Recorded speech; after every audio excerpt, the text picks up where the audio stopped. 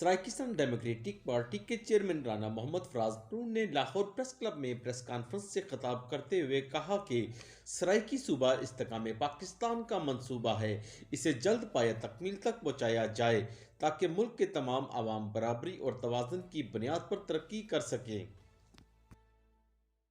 جو بچے ناحق جاں بحق ہوئے اور بہت سارے زخمی ہوئے انارکلی دھماکہ میں،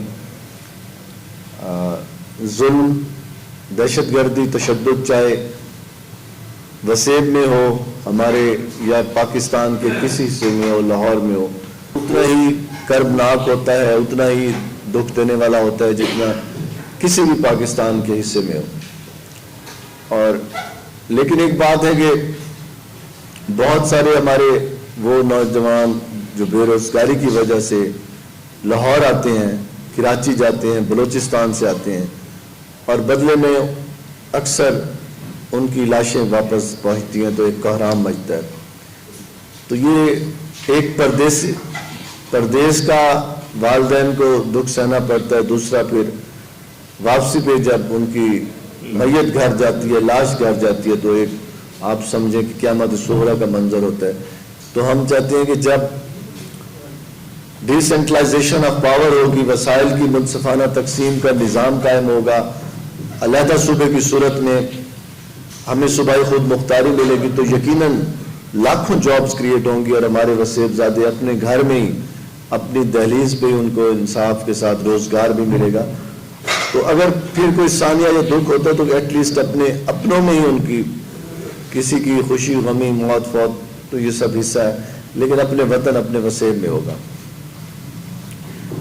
تو میں آگے آؤں گا۔ اس کے بعد جو ہمارا مین آج کا پولیٹیکل ایشو تھا، جو 2 دن قبل سینٹ میں یوسف رضا گیلانی صاحب قائد حزب اختلاف سینٹ ہیں، انہوں نے اپنی اسپیچ کی کہ پی ٹی آئی بارہا یہ واویلا کرتی ہے، یہ راگ الاپتی ہے کہ ہمارے پاس 2/3 میجورٹی نہیں۔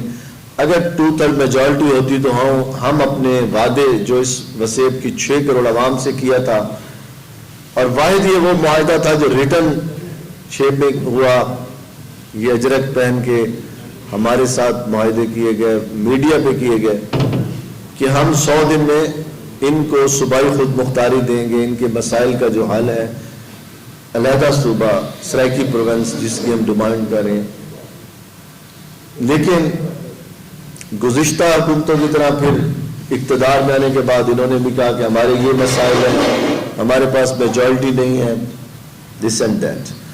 لیکن گیلانی صاحب کی اسپیچ نے، میں سمجھتا ہوں کہ اب کوئی بھی جواز باقی نہیں رکھا پی ٹی آئی سے بنتا ہے، کیونکہ میں ضلع لودھرا سے ہوں اور ہمارے ساتھ رازش بھائی ہیں، وہ بھی بہاولپور ریجن سے ہیں۔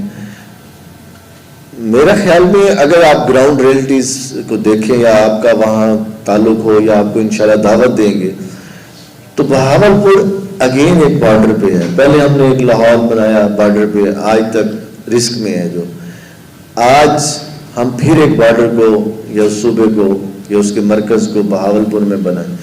دوسری بات، اگر آپ وہاں وسیب کا دورہ کریں تو آپ دیکھیں گے بہاولپور کا 75% سے پلس ایریا ڈیزرٹ ہے، چولستان ہے، وہاں کوئی گرین بیلٹ یا ایگریکلچر بیلٹ نہیں ہے۔ جی میں آگے اسی طرح آ رہا ہوں۔ ابھی یہ میری نہیں، ہماری خواہش ہے کہ بہاولپور ہمارا ٹوٹ ٹانگ ہے، اس کو الگ نہ کیا جائے، وہ ہمارے وسیب کا حصہ ہے، وہ ہمیں اسی طرح پیارا ہے جیسے کہ آپ کو کسی کوئی نہیں تخت ملتان والی بات ہی نہیں ہے، وہ تو ہے ہی ہمارا حصہ۔ دیکھیں، بہاولپور اگر صوبہ بن سکتا ہوتا تو پچھلے جو ٹینیور میں فرحت اللہ بابر کی سربراہی میں کمیشن بنا، انہوں نے اسے ڈکلیئر کیا کہ دیٹ از ناٹ وائبل، یہ پروونس وائبل نہیں ہے، 3 اضلاع کا صوبہ چل نہیں سکتا، اس میں آئینی شکم ہے، وہاں سینیٹرز کی تعداد 24-25 سینیٹرز کیسے پورے ہوں گے؟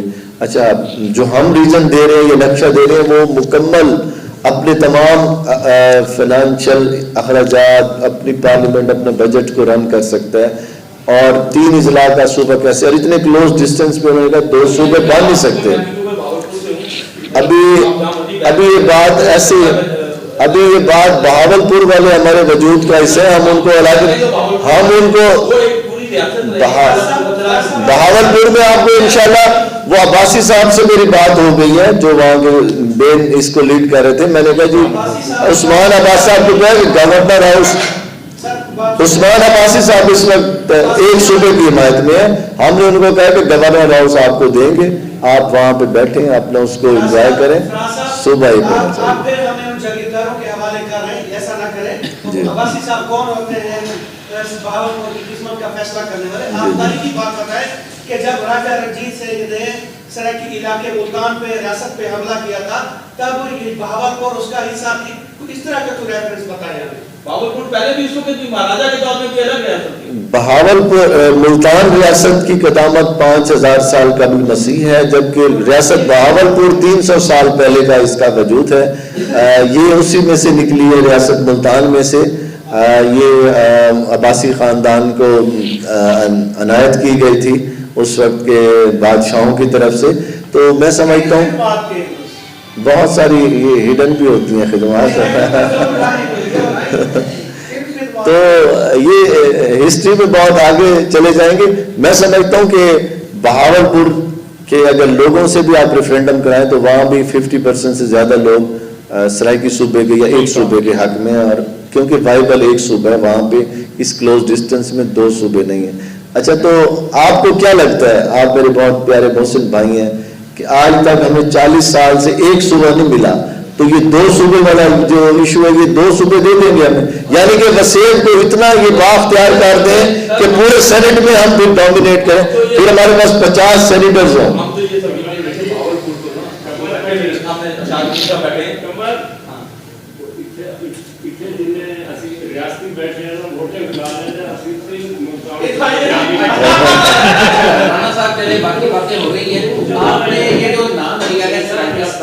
جی جی, باؤنڈری کے حوالے سے ہو گیا, رافی کے حوالے سے, اور ایک دوسرا نمائندوں کے حوالے سے. پہلے سوال کا جواب یہ ہے کہ یہ جو ہم نے سامنے پیا تھا چاہ دو, اس نقشے میں آپ دیکھیں کہ یہ جو نقشہ ہے, ہاں یہ عجیب, یہ نقشے میں جتنا ایریا ہے نا, یہ 21 اضلاع پنجاب کے ہیں.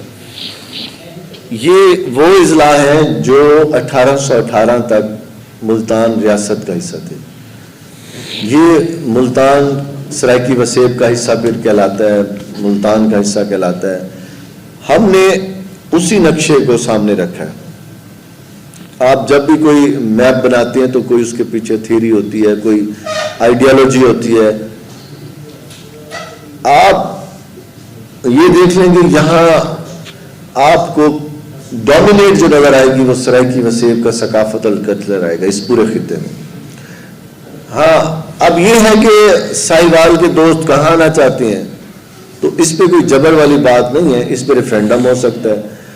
اگر وہ ملتان کی طرف زیادہ جھکاؤ رکھتے ہیں تو ملتان میں چلے جائیں گے, کیونکہ یہ بارڈر ایریا دونوں کو ایکول ڈسٹنس ہے.